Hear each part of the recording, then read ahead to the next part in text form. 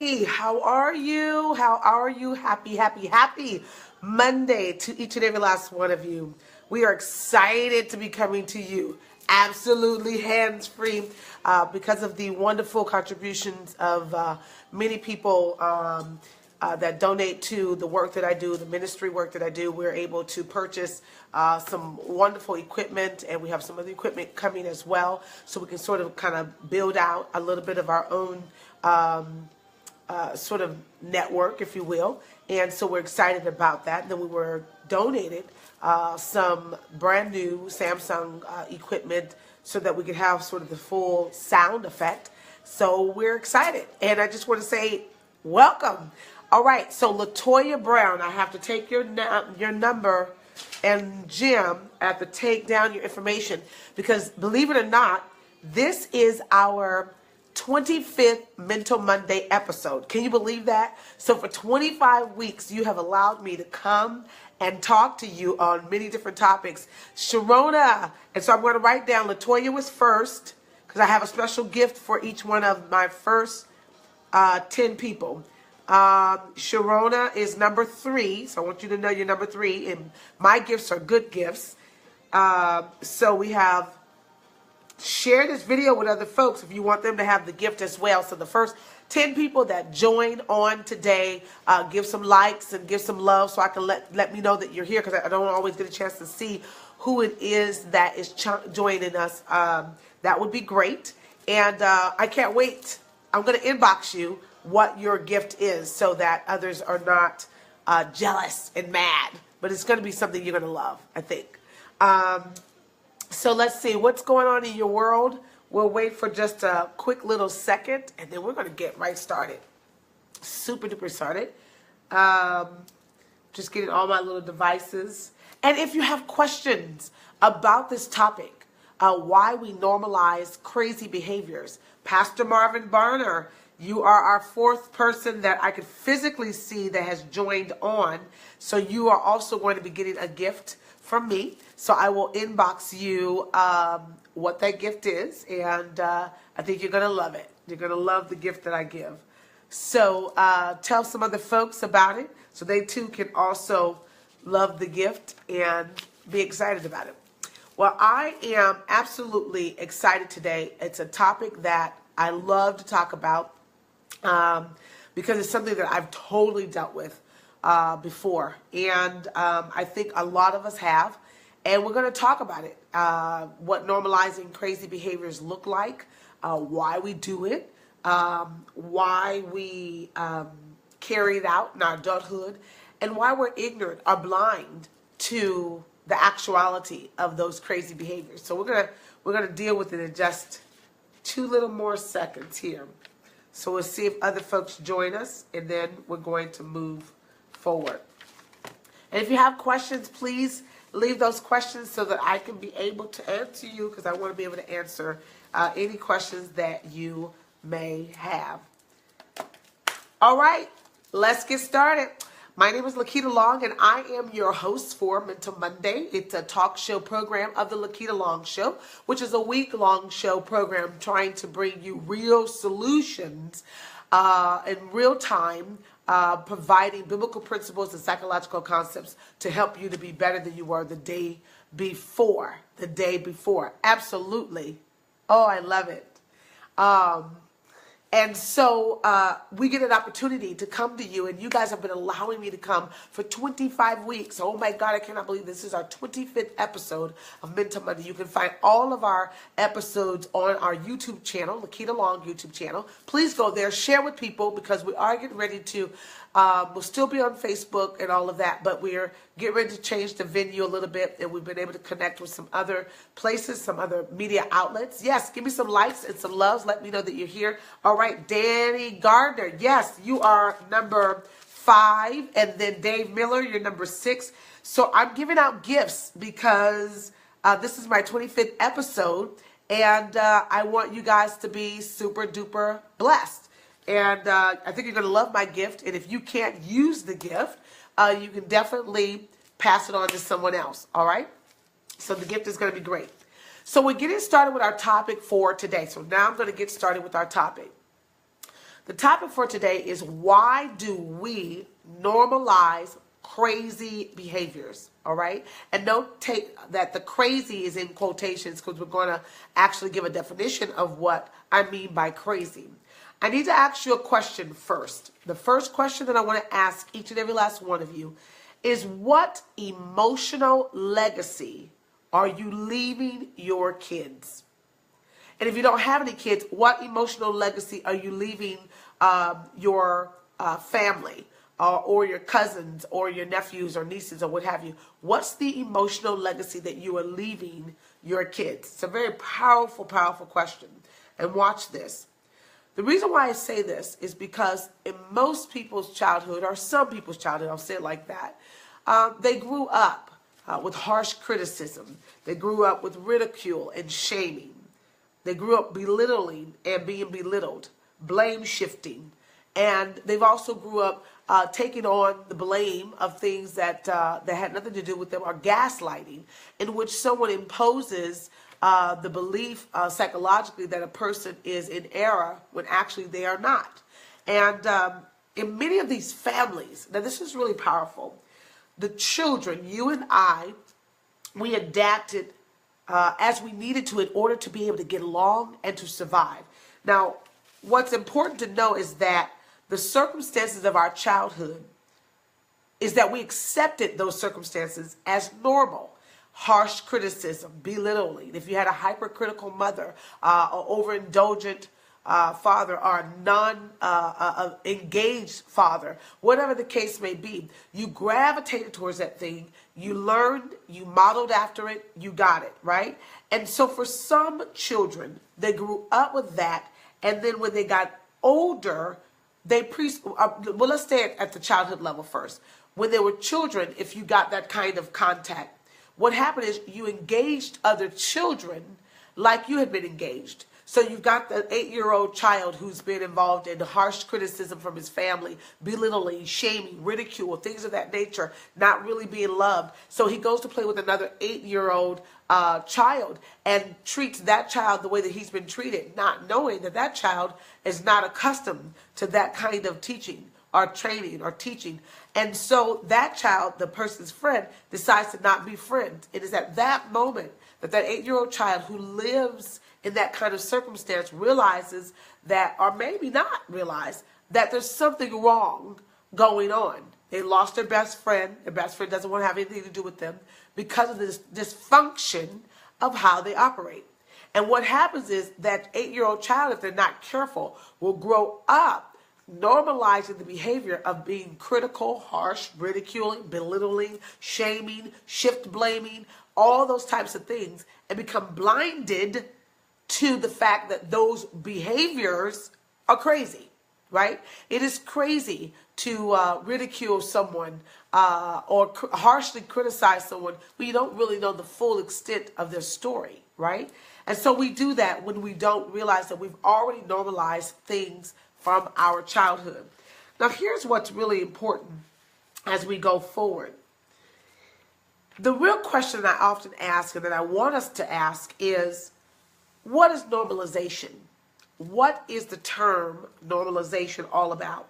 And normalization refers to, in the sociological perspective, it refers to a social process in which ideas and actions are seen as normal, and they become a part of our natural everyday life, and we take those things for granted, right? So one thing may be if there is a manipulator involved in your life. They may normalize criticizing or putting you down. It could even be a spouse, and this happens a lot, unfortunately. So many spouses criticize one another, like take these little shot pots, right? But the truth of the matter is, let's say if it's a man that's criticizing, well, no, let's take it differently. Let's say it's a woman criticizing her husband, because that happens much more frequently than we actually talk about, right? Men are greatly abused in their marital relationships. I'm talking about strong, real men are greatly verbally abused by their wives. And it's because the wife grew up in an environment and in a place, in a space, and gravitated towards the mindset of being harshly critical instead of communicating how she really feels. So rather than speak to her husband in kind words, her words is, why did you do that? That's just dumb. You're dumb. Everything then it goes from, that's just dumb, you're dumb. Then the very next thing that happens, everything you do is dumb. Do you see the escalation? That when you hear people talk like that, that's a normalized crazy behavior. They picked it up and they normalized it as being something true. And we do that because it's something that we've been doing every single day. You have to also know that the role of normalization actually takes place in disciplinary issues as well as in power. When people have to discipline someone, they tend to want to correct a behavior, right? Parents want to correct the behaviors of their children. But what's problematic about it, and there's nothing wrong with disciplining your children, it's the way in which you do it and the constancy of what you do on the back end that helps the child to truly understand what's happening. If you're just disciplinary, a strong disciplinarian person, and you exert all this power and there's never any love, then what's going to happen is the child is going to believe that, you get disciplined, you get told what you're going to do, and there's no love. So they will grow up in this way of not giving love, not receiving love, not understanding love. And so they normalize that behavior. They will discipline their children and not give love and think that that's a part of the process of correcting the child. But a child should never ever feel like they are not loved. A child should never feel like they're not loved. It's so important. You must give love, demonstrate it, and show it, okay? So we're talking about why we normalize crazy behaviors. And I just gave the definition of normalization, that we normalize things over time. Typically, anything that you see in an adult, this is the absolute God truth. Anytime you see stuff happen in adults, you or I, this is true for me too, you can guarantee that there is some root from our childhood. And I need for you just for a moment to be truthful about your childhood. You grew up with people taking pot shots at you, or maybe you grew up with people highly esteeming you, but never correcting you. It's one thing if they highly esteem you, highly praise you, but if they never correct you of your faults and your and the things that were not good, then you grow up with this self-grandizement kind of mindset. And that is also a crazy behavior. Then you grow up being narcissistic, believing that you're untouchable. And that's just not true either. We're all touchable in some way. Let sickness touch us and we're all affected. Death touches, we're all affected. So what I really want to be able to share with us is that we have to check out that childhood. It's so important because the childhood, the development of the childhood goes from one stage and we move into adulthood. But if you do not deal with the childhood stuff that form the way that you and I perceive how our world is going to move, then we're going to have crazy behaviors growing up and being as an adult.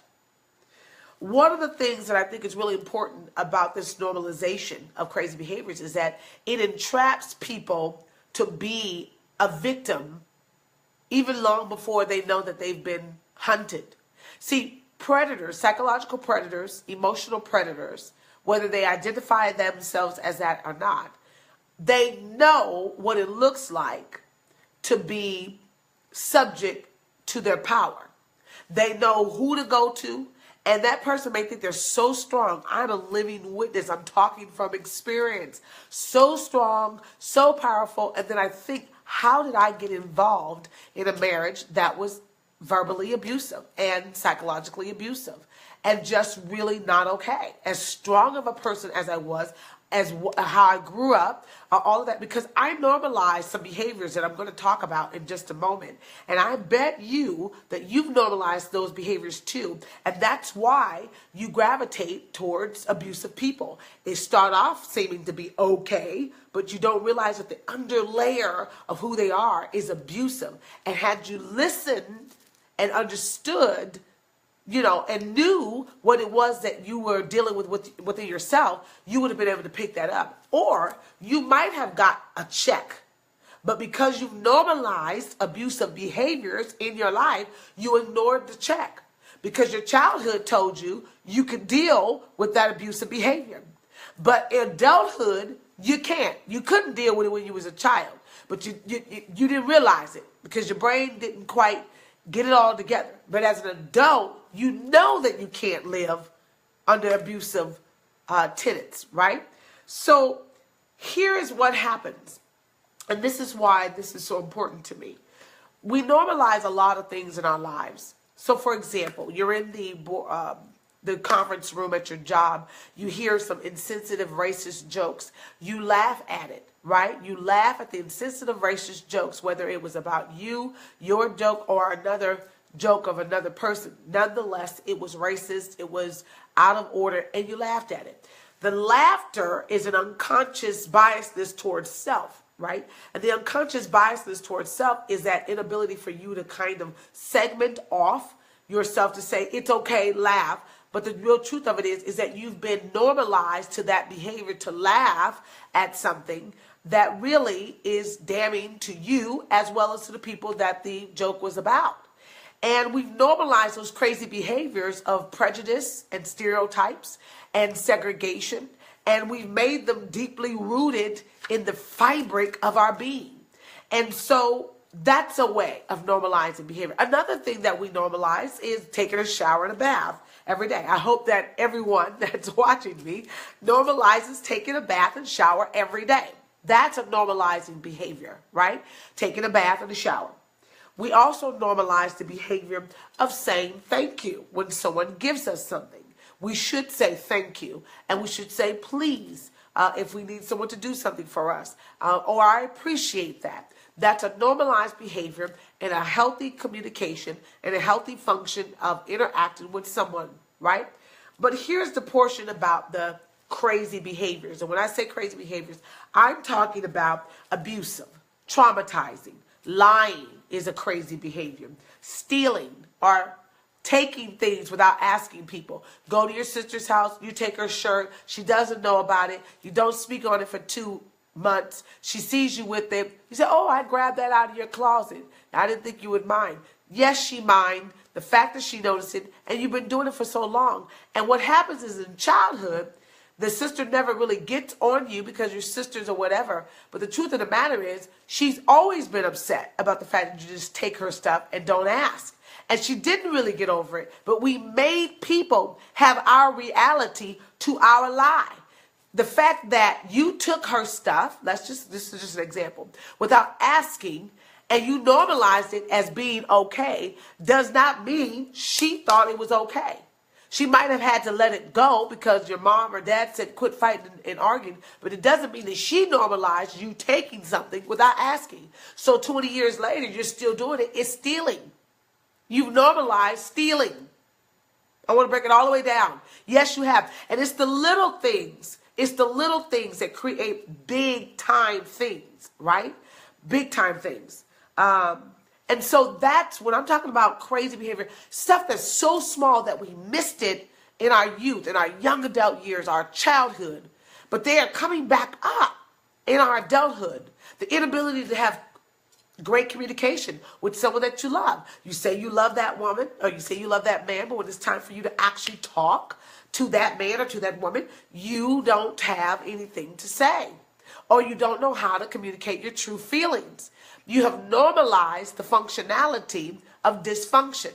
And then even people on Facebook sometimes, I see social media posts about all kinds of stuff with relationships. And the truth of the matter is they are liars. Because if they actually got what they say they want, they will run to the hills because they are not ready for it. If they're ready for it, trust me, as much as we say, and I'm talking to myself too, what we think we want in a relationship, there are plenty of people who can step up and do that thing. But when they step up, are you ready for the step up? And most people really aren't. You know, they just aren't. So I'll give you a prime example. So someone had reached out to me, a guy, and was interested, this was some time ago, and was interested in me. And it was interesting that he saw me being very different He thought I was, oh, wow, you're very different. I said, what do you mean? I thought you would be uppity or stuck up. And I was thinking to myself, well, I don't come off that way. So immediately I thought to myself, okay, this is some of his issues. So I've got to put this in the parking lot because I know I don't come off stuck up and in any kind of form or fashion. And then he proceeded to say, I think you're very beautiful. I think you're really pretty, and your beauty is intimidating. And I says, wow, I've never heard that before. But I said, thank you very much for the compliment. I thanked him, and I was like, in my head, I'm thinking, so that's number 2. I'm going to put it on the shelf. Number 2, my beauty is intimidating. Okay, so it's kind of difficult. It's like you compliment me, and then you kind of cancel it out a little bit. Intimidation, but you're beautiful. Okay, I can kind of get it. But then I started really listening to the pattern of what he would say to me. And everything that was a compliment, there was always this like non-complimentary type of thing on the other end. So I was thinking to myself, he ain't ready for me. Because what he sees is what it is. For the public persona, this is true. But I'm very much an introvert. I'm still very bubbly and alive. But I knew right off the bat, this ain't gonna never happen. Because you compliment me, but you cancel it out with something else. And I didn't necessarily think that it was something about me as much as it's about him. Now, had I been the child that grew up, the Lakita that grew up, I would have internalized all of the negatives, totally canceled out the positives, and held on to all of his junk, right? I would have totally done that if that was where I was as a child. But I'm an adult. I have learned about myself. I'm totally self-aware. I'm totally self-actualizing. And I know who I am, right? So we have to learn that even when people are paying us compliments, that we don't normalize bad or crazy behaviors by not addressing what you clearly know it's not a compliment. It is never a compliment for me to be seen as intimidating. There's nothing good about that. Right? Not for me. Now, maybe somebody else, you play a different way. But so I'm sharing this that I'm sure that individual, he grew up in an environment where it was not necessarily comfortable maybe to tell women that they're just flat out beautiful, or that, hey, I'm struggling with even approaching you because I don't know if I got what it takes. I don't know what the issue was, but he normalized some behavior of complimenting and then canceling out the compliment with something else, right? Like a negative thing. And so normalizing crazy behaviors is not normal, okay? And it's something that we do all the time because no one checks us. And it's that one person, that one relationship that you get in, that one job that you go to, that says, oh, that's not going to be tolerated here, that you come to realize I've been living dysfunctional all of this time. Really? I had no knowledge that I was living dysfunctional all this time. And we won't ever know until the people around us are confidently truthful about what they see. It's so important. So let me give you something that I think is also important. Oh, let me make one other observation. The crazy behaviors that you and I deal with, that we've normalized from our childhood. So, for example, let's go a little deeper. A woman, and this is why I tell the church has to be sensitive, a woman who has normalized sexual behavior or sexual tendencies as being a part of who she is, flirtations or whatever the case may be, that's a normalized behavior. So that when she speaks to someone, maybe she gives out this flirtatious edge. And it's not anything bad. She's not batting her eyes. It could just be that she's normalized the behavior of being a certain way that comes off a certain way. She won't know it until someone tells her, are you flirting with me? Right? And I'm just, one day, this was like maybe 4 or 5 years ago after I had gotten divorced, a guy was like, are you flirting with me? And I thought to myself, no, I'm being myself. And I was like, wow. He says, yeah, because you had just kind of, waved your hand. I had waved to you and said hi, and you waved back. And I thought to myself, well, wouldn't you do that if someone's engaging you? And then he said that you looked back at me, and then you kind of smiled, and then you put your head back down to work. And I thought, is that, flirting? And I said, because in my heart, I wasn't trying to. And then I sat for a moment, and I asked myself, well, where would that come from? Let me look at my life. So I started digging in my past, and I was thinking, well, it could just be him, right? So I don't want to get all deep off into my stuff. It could just be him. But it's the thought that whatever you dealt with growing up, if you don't stay on top of it, if you don't check it, nip it in the bud, it's going to come across as some kind of thing, right? So the normalization is an outside conscious way of thinking. It's the way that you've always thought. It's the consciousness in which you thrive, and you normalize it. You make it okay. Like some men make it okay to never commit to one woman. They're just cheaters for life. I call them serial cheaters. And marriage cannot fix serial cheaters, right? So they have normalized being a player. And that's simply because they think that they are, and they've normalized that. And that behavior actually comes from a much deeper behavior than anything sexual. Cheaters, and I'll just give you this for free. Cheaters, when they're cheaters and they're habitual cheaters, they're always cheating. They may not actually cheat physically, sexually with the person all the time, but they're always cheating with their words. They're cheating with their texting. They're always cheating with their behavior and their energy. So cheaters are always cheaters. They're never just cheating on the person at that moment. They've been a cheater. They cheat with their conversation with other people. Da, da, da, da, da. They're cheaters. So the language is, they've normalized that kind of behavior, that it's okay to kind of talk in a certain kind of way, even though you're in a monogamous marital relationship. It is not okay to be so flirty with another woman to the point where she thinks you're coming on to her and you are solidly married. It is not okay, right? It is not okay. And so these behaviors get normalized and they trickle down. Watch this. They trickle down into you and my heart, your heart, my heart. And it lodges a space there so that the productive people that we are supposed to be mentally, we're not able to be because we've normalized another kind of way. Like some people have normalized to have sex on the first day. That's just how they think. That's just what they believe. They've normalized it. And to not to do it is crazy for them. Or some people have normalized being so rigid, that they don't do nothing. They have no sexual appeal. They're asexual. They're just rigid. And they've normalized that behavior. And some people in the church, the Christian church, have done that. And they've done it, though, for the wrong reasons. Some people in the Christian church have normalized being so stoic and so rigid about sexuality and about whatever else that because they're too afraid to actually live. Right? But I'd rather live and keep learning how to bring my flesh under subjection than being so rigid. Because that's not temperance. That's just you being under control. Somebody's going to come and break that control one day. Or you will remain single. Because rigidness is never attractive, right?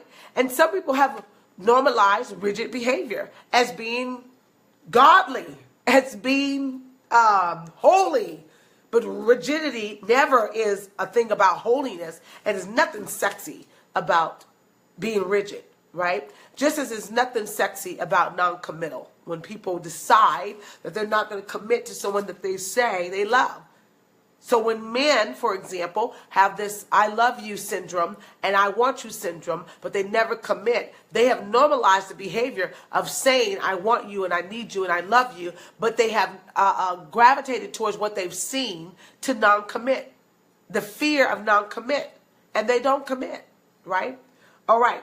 So I wanted to make sure that before we got off today, that I wanted to make sure that we talked about 5 signs to see if you are normalizing abusive behavior. 5 signs. And yes, rigidity will always kill you. I'll just say that again. And let me just kind of sidebar just for a second before I go to the 5 signs, and then we'll be off. We have told people so many lies that people are angry and living all kinds of disconnecting ways in the body of Christ. And I'm just talking to believers for just a second. And many Christians have gone rogue in their life. Rogue that they don't have love. We know that from Matthew 24:12. And it's because sin and iniquity. Their hearts have gone cold. And then also those Christians who just like, I'm going to sleep with whoever I want to sleep with, and I'm going to do whatever I want to do. And we get that way because we've normalized behavior that's crazy. Let me just tell you, I made a vow to God when I was 15 years old. I was not going to have any more sex until I got married, right? I made a vow because I felt like God spared my life by not allowing me to be pregnant. After missing my period for 63 days when I was 15 and a half years old. And I made a vow that if he would allow my period to come and let me not be pregnant, I would not have sex until I got married. So now this is the first time I've ever said this. So I held up the end of my bargain with that. And then I got involved with who ended up being my husband. And he gave me a ring. He wanted to marry me immediately. I made him wait. I made him wait sexually. And then about the third year of us being together, we had sex. And in my mind, I tricked my own mind to believe that because we had sex, although we were engaged, that I somehow still needed to go forward with the marriage because I made this vow to God that I wouldn't have sex until I got married. Well, I had already broken that vow by having the sex. So had I had a different mindset at that age, I would have said, I see too many signs. I see too many things that's not going to work. I'm out of here. It doesn't matter. God will forgive. But I was under so much heavy this thing over my head, right? That was self-imposed, a self-injurious sort of situation, self-sabotaging, that I made myself believe it will work out if I just follow through with the plan of getting married to the guy that I had sex with, right? And I got 2 beautiful babies, but I went through a living hell experience. I had great times also, but it taught me a lesson. And the lesson that I learned is that you cannot normalize crazy behaviors. You cannot effectively deal with your life if you're holding on to the past things from your life, right? And, God was not going to banish me from his presence, or he wasn't going to kick me out of heaven because of that. But in my head, in my own head, which is why I'm hoping that Mental Mondays helps you to get out of your head and clear your space out, clear your mental space out, clear your head space out and your heart space out. You have to, because you have stuff from your past and it's running you ragged. And so part of the running ragged is that you've been too rigid, you've been too soft, you've been too insensitive, and you did not know that you just had to change your mind. That's it. You want to know why we are normalizing crazy behaviors? Because most people, when the opportune time comes, will not change their mind. Most people get involved in abusive relationships because they don't want to change their mind. Because changing their mind means they have to go from what they believed, and it means that you have to change from where you are. And most people don't want to acknowledge that level of truth. Because had I wanted to acknowledge that level of truth 20 years ago, or whatever the case may be, then I would have some levels of history and testimony to share. But I was so afraid of what that acknowledgement would actually do that I went another route. Okay? So here are the 5 signs that you are normalizing abusive behavior. Now, this is powerful, and I believe it's going to help us. Okay? Number 1, if you accept that you are too sensitive. Now, let me help you what I mean by this. Someone hurts your feelings. You take the hurt, make it personal, and you make it your problem. Rather than deal with the person, you take it on as it was you. And then what happens is your brain, your psyche, your emotions, and the consciousness of which the hurt came from makes you believe that indeed it is you. Is that you? Do you take when other people hurt you as your problem rather than seeing it as that they were the ones that wounded you? That's just number 1. Number 2, this is a sign to see if you are normalizing abusive behavior. You don't defend yourself when you are harshly criticized. Now, I know all of these are very tough for even those of us who are Christians and believers, right? It's a very tough thing. because we always say turn the other cheek and this, that, and the other. But let me tell you something.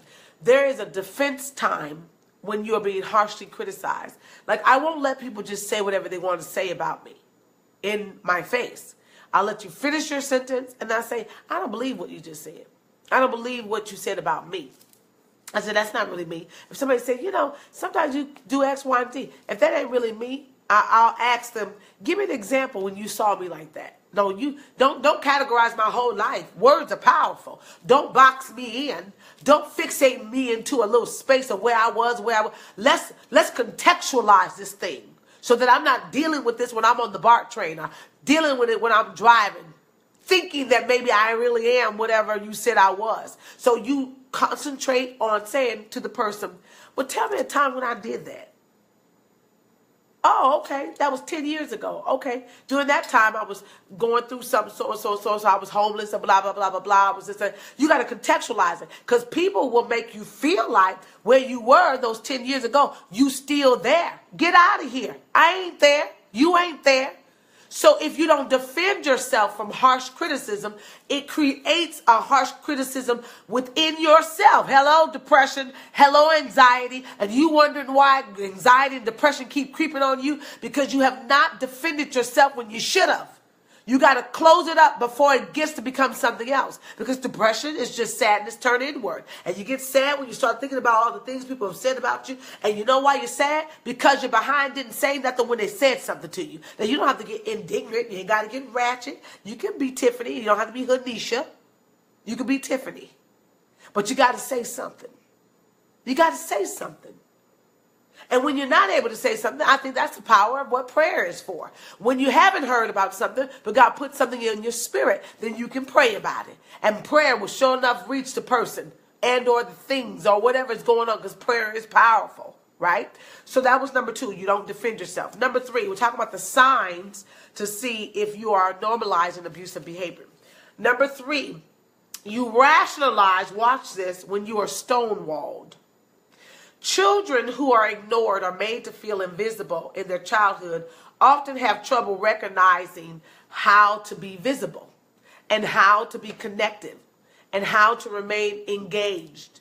So when things happen to those children that have been ignored and not validated, they will tend to downplay everything going on in their life.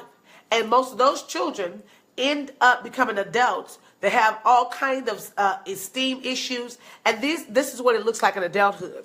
You have a conflict with an adult friend. And rather than deal with an adult friend who has stonewalled you, made you feel invisible, what do? You don't answer their texts. You don't call them back, because what we say, oh, I'm an adult. I don't have to answer the call. I don't have to respond to their text. I just cut them off. We live in a world of everybody cutting everybody off. The truth of the matter is, you cutting them off and you're staying dysfunctional. You cutting them off and you letting the world know on social media, I am cutting you off and you don't do X, Y, and Z.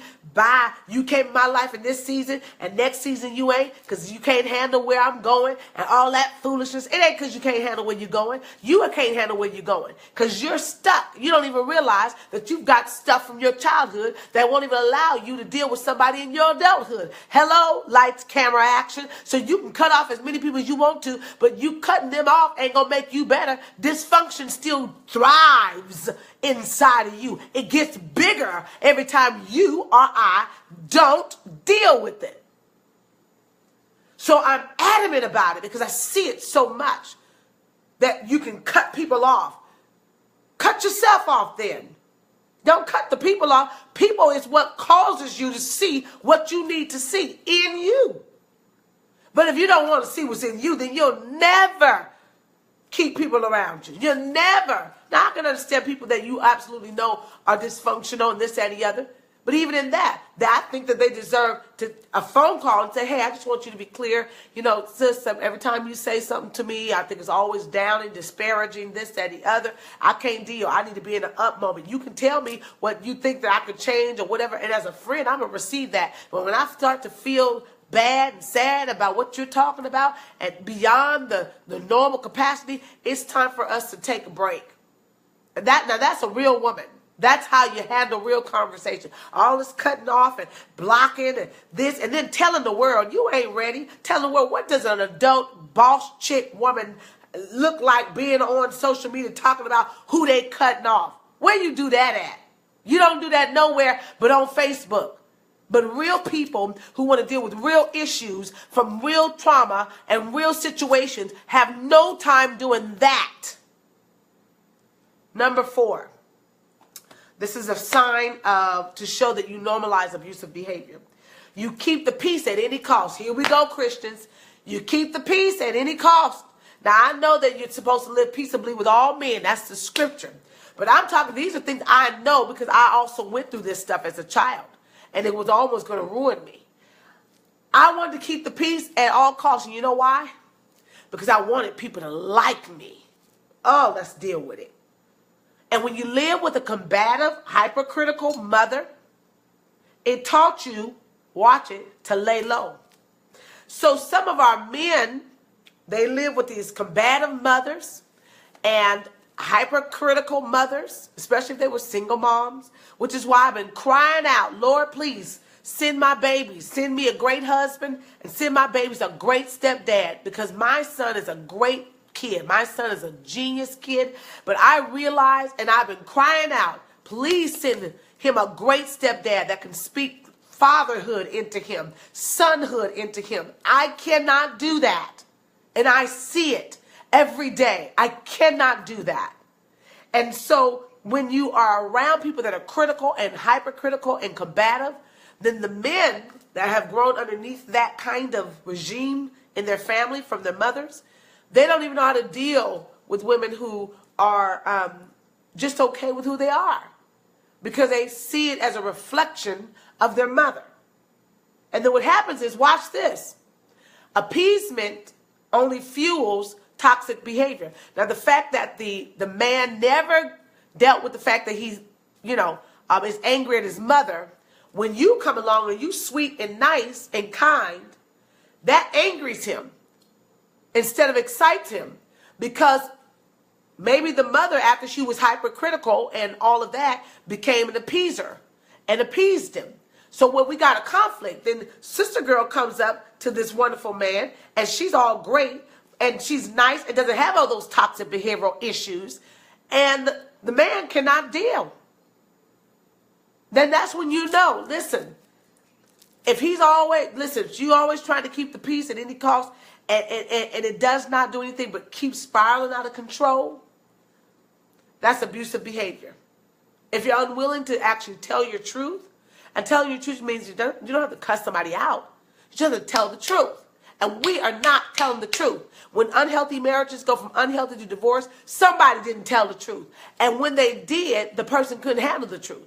The reason why most marriages survive is because truth was told and both parties survived from the truth. When divorces happen, somebody got the truth, the real truth, the skinny, the naked truth, and somebody couldn't handle it. That's, to me, my whole thing behind divorce. I really believe that. And then number 5, the 5th sign about whether or not you are in normalizing abusive behavior is you don't trust your own perception. So children who are mocked, marginalized, and gaslighted in their families, they suffer from low self-esteem and all kinds of things.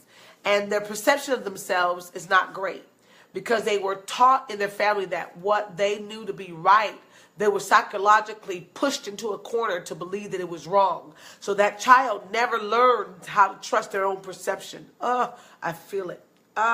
Because I was that child too. I never learned how to trust my own perception growing up. So I was an easy prey to sexual predators, I was an easy prey, because they know what that behavior looks like when you don't trust your own perception.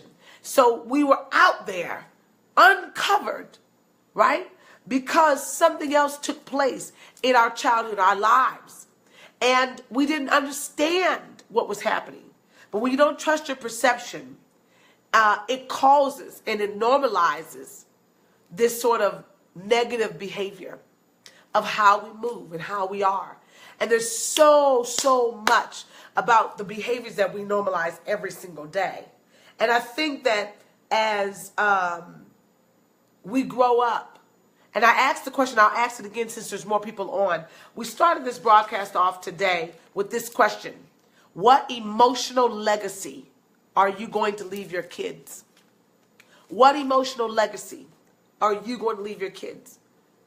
Are you going to gaslight them? Are you going to harshly criticize them? Are you going to be unlovable? Are you going to discipline them with no love? What is going to be your emotional legacy? Are you as a man going to not speak into your son so that when he grows up, he becomes a father rather than a daddy? There's a difference to me. Are you as a mother going to be unable to connect to your daughter so that she grows up and become non-nurturing and actually then looks for nurturing in another woman and becomes a lesbian? What are you going to do? What legacy are you going to leave? What normalizing behaviors do you have that you need to clip off? We always talk about clipping off people. I want you to clip off negative and normalize crazy behaviors. Quit clipping off the people and clip off your negative stuff. Clip off what's going on in your life. Clip off what's happening in your mind. Don't clip me off. You need me. I need you. So don't cut me out. I ain't crazy. You crazy. Your crazy started in your head. It's there because it's your perception. Because I believe this, that if you are in a friendship, and I had a friend like this, and we've been friends since we've been 5 years old. And her name is Tanya Gray, 5 years old. I had a lot of issues growing up. I was dark-skinned, and she was light-skinned and beautiful. But I'm going to tell you something. Her ability to be who she was allowed me to grow into who I became. She could have cut me off, and I'm so glad she wasn't in the era of cutting me off during that time. And today, 37 years later, we are still great friends, best friends. And it's because she took the strength of who she knew she was, and she just matched it with the strength of who I was.